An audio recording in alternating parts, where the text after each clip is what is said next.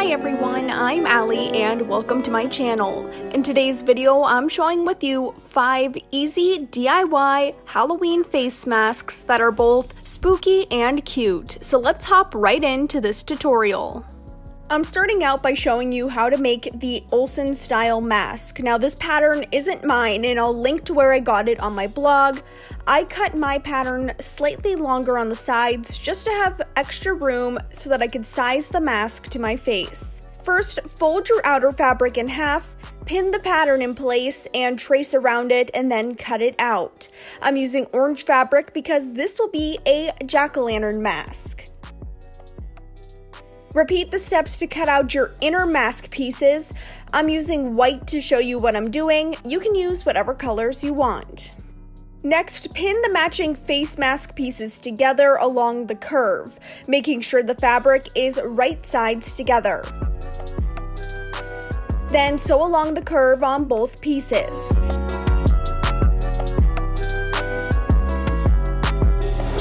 After that, take the 2 mask pieces and pin them right sides together again.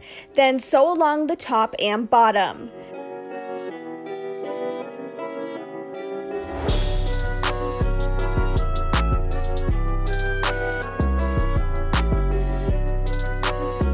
Next, turn your mask right side out and press it flat with an iron. At this point, you can try on your mask to determine how long the sides should be, and you can trim if needed. Then you can do as what you see here and fold in the raw edge, then fold over the fabric again, and then sew along that nice neat edge.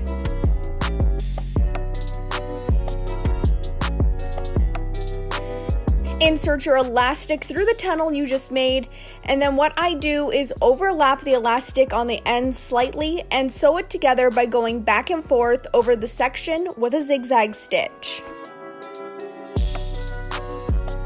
Now that you have your mask, it's time to decorate it. I'm using black felt to make the jack-o'-lantern face. First, I cut out a small triangle for the nose, then cut out a zigzag-shaped jack-o'-lantern mouth. You could of course cut these in whatever style jack-o'-lantern face shape you want. Now I'm going to use permanent fabric glue to adhere the face to my mask. If you plan to wear and wash this a lot, I do suggest sewing the face on instead. I first applied the glue to half of the nose and then stuck it down on the corresponding half of the mask.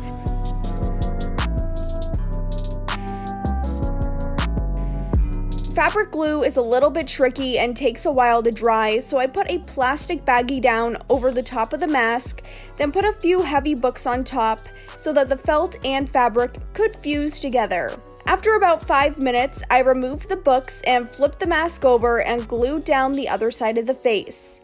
I used some of these Dollar Tree craft clamps to hold down the edges along the mask seam, then repeated the trick with the baggie and books.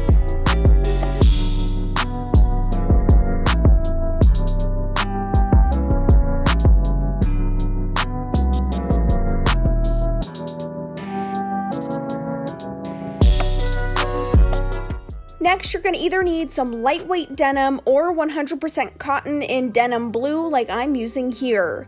Now I'm going to apply these felt stickers to one side of the mask. I recommend sewing them down with a needle and thread or even using the fabric glue, but I'm just going to stick the stickers right onto the mask because I needed to save some time while filming.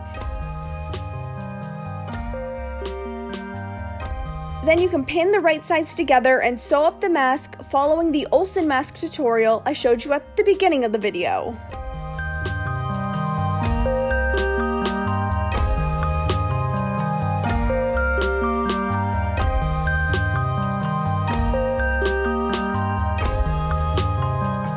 Now here is an easy one and maybe my favorite in the entire video. I sewed together an all black mask and now I'm going to use neon green puffy fabric paint to make slime. I got my paint off Amazon and I'll link it below. I also saw the exact same paint for sale at Walmart. You can do as few or as many slime drips as you want. I decided to paint more drips on the right side of the mask and then just a few on the left side. Now keep in mind you have to let the paint dry for 24 hours before handling and adding the elastic, and you also have to wait 72 hours before washing the mask.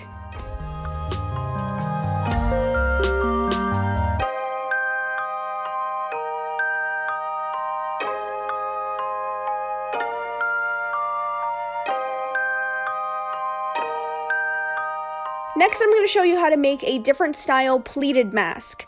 First, cut 2 pieces of fabric to 8 1/4 by 7 1/2 inches. Next, take both pieces of fabric, fold them in half, and press them with an iron.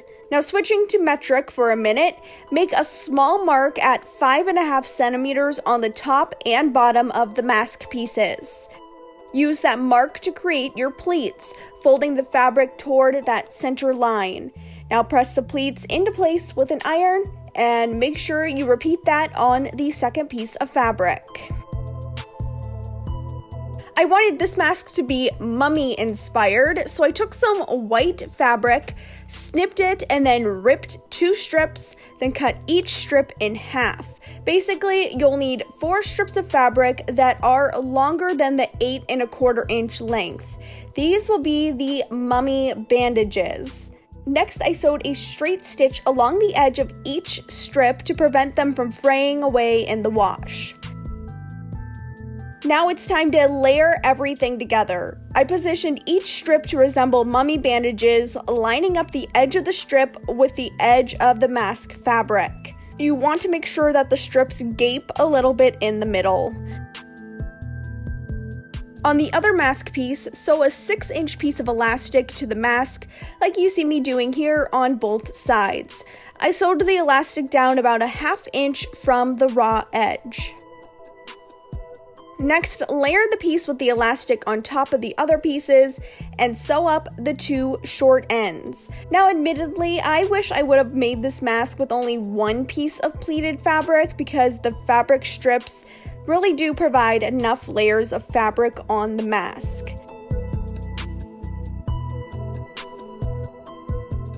Finally, to finish everything, I turned it right side out, then sewed up the final side with the raw edge exposed, just to make the mask blend in with the crisscross strips.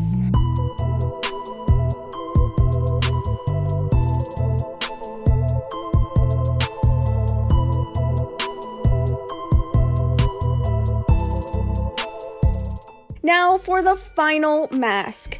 Make 2 pleated mask pieces out of deep purple fabric or color of your choice. Then take some black lace and cut it slightly larger than the width of the mask fabric. This will make a veil that goes over the front of the mask. I wanted to preserve this super pretty eyelash scallop detail along the bottom of the veil for that extra Halloween drama, so I carefully cut the lace to achieve the look. Next, I folded a tiny hem on the left side of both mask pieces. I also made sure to attach elastic to both sides of one of the pieces the same way as I did in the previous mask. After that, I sewed the lace in place along the top of the elastic side of the mask. Then I tucked the lace into the center of the mask piece and pinned the other mask layer on top. Then sew along the 3 raw edges, leaving the hemmed sides open so the mask can be flipped right side out.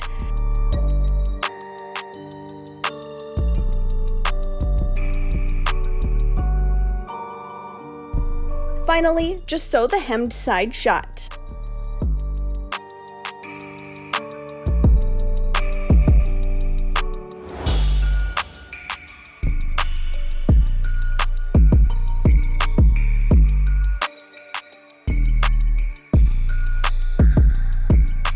So that does it for this video. I really hope you enjoyed it. If you haven't already, give this video a like and don't forget to hit subscribe.